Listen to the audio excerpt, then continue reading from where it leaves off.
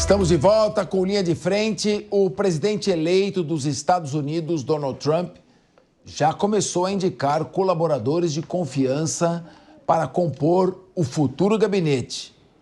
E ele quer que esses escolhidos assumam os cargos sem precisar passar pelo processo de confirmação no Senado. É Trump sendo Trump, hein?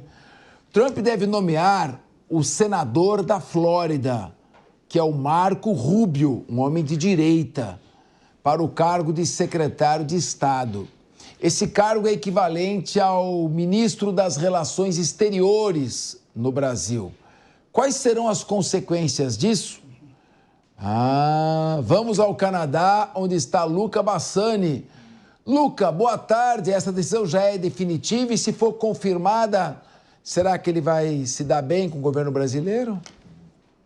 Boa tarde a você, Capeza, a todos que nos acompanham. Essa notícia foi colocada por várias fontes próximas ao presidente Donald Trump, mas ainda não foi confirmada oficialmente. De qualquer maneira, o nome de Marco Rubio é o mais cotado para este cargo tão importante na política externa norte-americana. Este que é um senador da Flórida desde 2010, uma figura bastante popular dentro do Partido Republicano, dentro da comunidade latina na Flórida e todos os Estados Unidos, já que ele é filho de imigrantes cubanos, nascido em Miami, e também é um homem bastante conservador, da ala mais à direita dentro do Partido Republicano.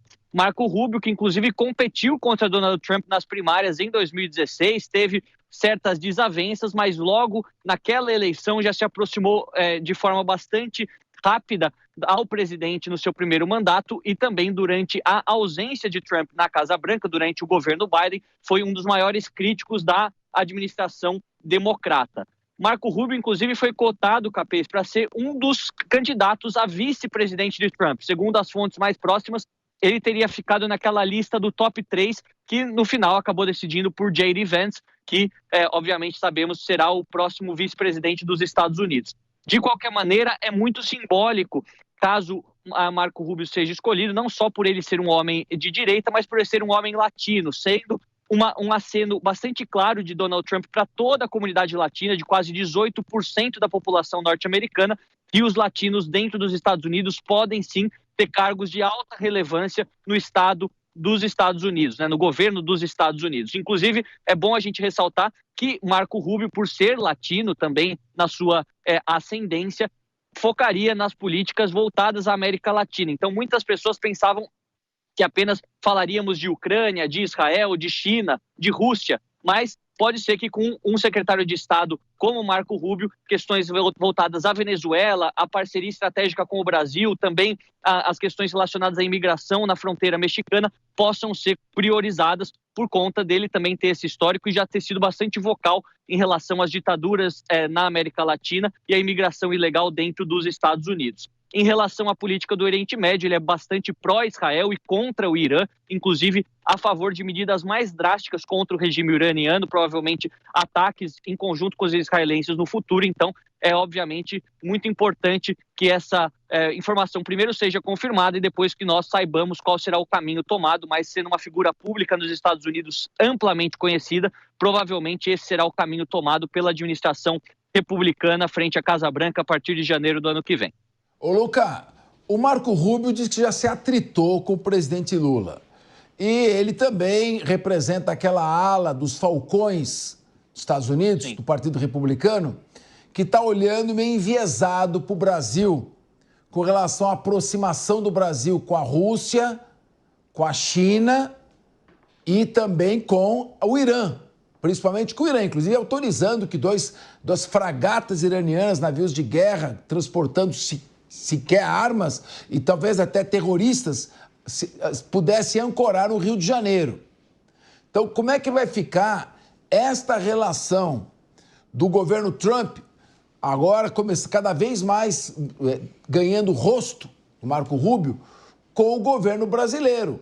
Por que o Trump está escolhendo alguém? Porque está preocupado com a influência da China aqui na América do Sul, que sempre foi um quintal dos Estados Unidos. Como você vê os possíveis desdobramentos nessa relação? É importante esse ponto que você levanta, Capês, porque o senador Marco Rubio, durante o ano passado, já deixou bastante claro que esta aproximação da América Latina com a China e com a Rússia é perigosa para os Estados Unidos. Ele foi bastante franco, inclusive em entrevistas, deixando claro que o objetivo dos BRICS e de outros grupos de países emergentes, países do sul global, é substituir o dólar como uma moeda de transações globais. Então, ele sabe que isso ameaça o poderio norte-americano e vai fazer de tudo para reverter esse processo que já começou e se intensificou, principalmente durante os últimos 4 anos do governo Biden, que ficou focado mais em questões tanto internas como também nos seus aliados europeus mais próximos, enquanto que países africanos, asiáticos e latino-americanos foram se aproximando gradativamente da Rússia e da China. Eu acredito que durante esses 2 primeiros anos do governo Trump, que vão coincidir com os 2 últimos anos do mandato do presidente Lula, alguns atritos podem sim acontecer,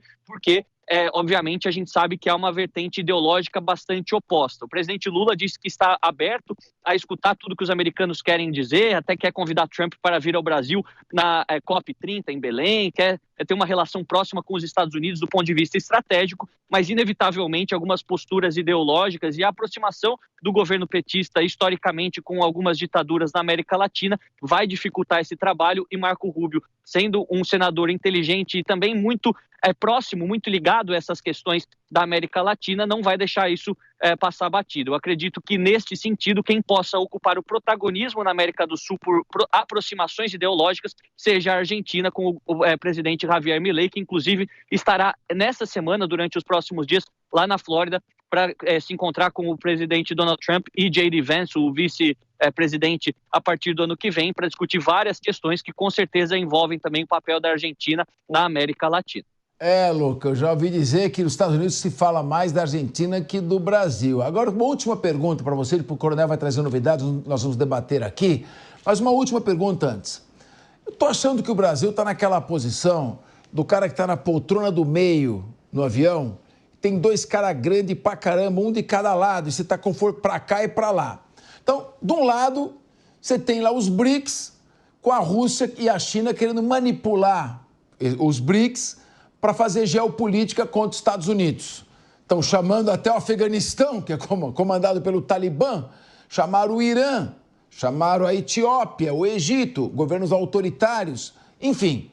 E aí tem dentro do BRICS, o Brasil está lá, meio desconfortável, vão criar uma moeda lastreada 40% no ouro e o restante nas moedas dos próprios países. E o Trump já falou, quem não negociar com dólar vai ter barreiras tarifárias aqui nos Estados Unidos, já ameaçou. Então, de um lado, o Brasil está aqui para os BRICS. Do outro, ele faz um gestinho para os Estados Unidos e diz, a Venezuela não, Venezuela nos BRICS não. Como é que está o Brasil? Brigou com a Venezuela, já desagradou um pouco Rússia e China, já está desagradando os Estados Unidos. Será que o Brasil está enfrentando no governo Lula uma crise de identidade? Quero ser esquerda, mas estou com medinho?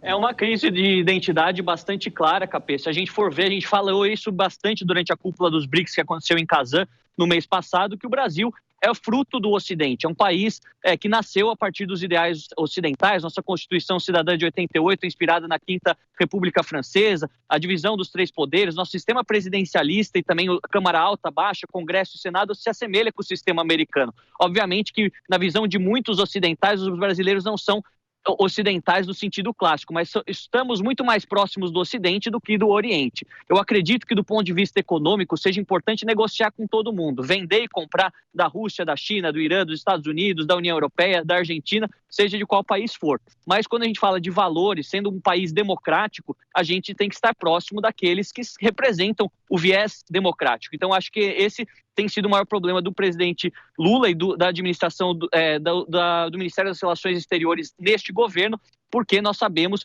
que há ainda uma proximidade com países pouco democráticos do ponto de vista ideológico. A gente sabe que houve esse afastamento de Nicarágua e Venezuela durante os últimos 3 meses, também por uma questão eleitoral. O presidente Lula sabe que, se quer a reeleição em 2026, é difícil manter essas posições que até dentro da própria esquerda são fortemente criticadas, ao mesmo tempo que, fora da América Latina, ainda há essa aproximação com Irã, com Rússia, com China, que obviamente acabam contrariando os nossos valores. Eu acho que é uma escolha de Sofia, será difícil. Do ponto de vista econômico, tem que falar com todo mundo, mas deixar claro, nossos valores são esses e não vamos aceitar que seja o contrário ou que isso represente os BRICS como um todo, como é a tendência que a gente tem visto após essa nova ampliação.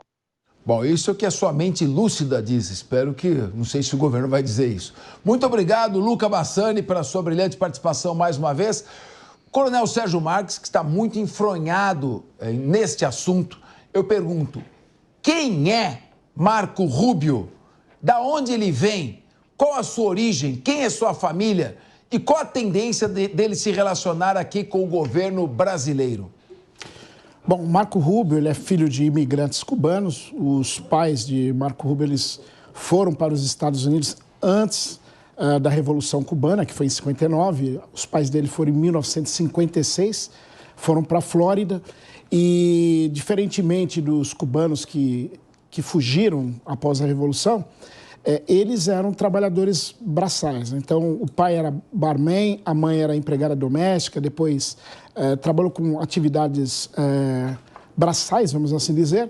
Então, ele foi criado, entre aspas, através do chamado sonho americano, né? Então, era uma família de imigrantes, muito simples, que acabou dando uma ótima educação para os filhos, que ele tem mais 3 irmãos. Também os pais tinham uma casa, enfim, transformaram-se em classe média, dentro de todas as limitações, mas eles viveram o sonho americano, tanto que hoje ele é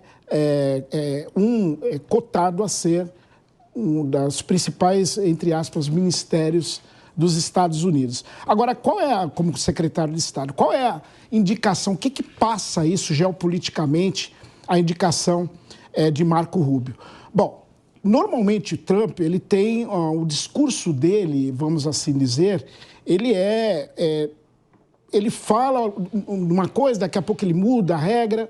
E se nós avaliarmos também os republicanos, eles têm 2 correntes ali existentes. Nós temos os isolacionistas, que desejam que os Estados Unidos viva por ele só, ou seja, os problemas europeus são problemas dos europeus, e assim sucessivamente também dos asiáticos, a guerra da Ucrânia, cada um que se vire com aquilo que dê. Esse é o grupo dos isolacionistas.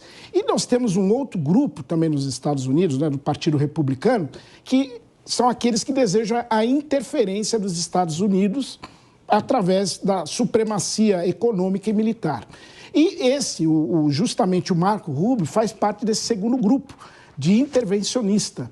E como é que fica o intervencionista, então? Então, basicamente, o Irã tem que abrir os olhos, porque provavelmente existe uma grande chance nesses próximos 4 anos que as instalações nucleares iranianas possam sofrer ataques para que justamente o Irã não consiga ter a bomba atômica, evidentemente que vai estar aliado ao Estado israelense. Com certeza a Ucrânia também, com Zelensky, sai ganhando com essa indicação, porque com a intervenção mais armamento chegará para a Ucrânia, provavelmente. Também em relação a esse terceiro teatro que existe no mundo hoje, que é Taiwan, né, que é a China rebelde, vamos assim dizer, existe um fortalecimento de Taiwan perante a China continental, da resistência da China continental, e também em relação à Coreia do Sul com a Coreia do Norte. Então, a Coreia do Norte fica mais bloqueada, porque com certeza os Estados Unidos auxiliarão em qualquer investida da Coreia do Norte, tanto a Coreia do Sul quanto o Japão. Logo, teoricamente, o mundo fica mais seguro. Por quê? Essa corrente intervencionista tem uma tendência maior de resistir às outras potências. Por quê? Se ganhasse a corrente isolacionista, o que aconteceria?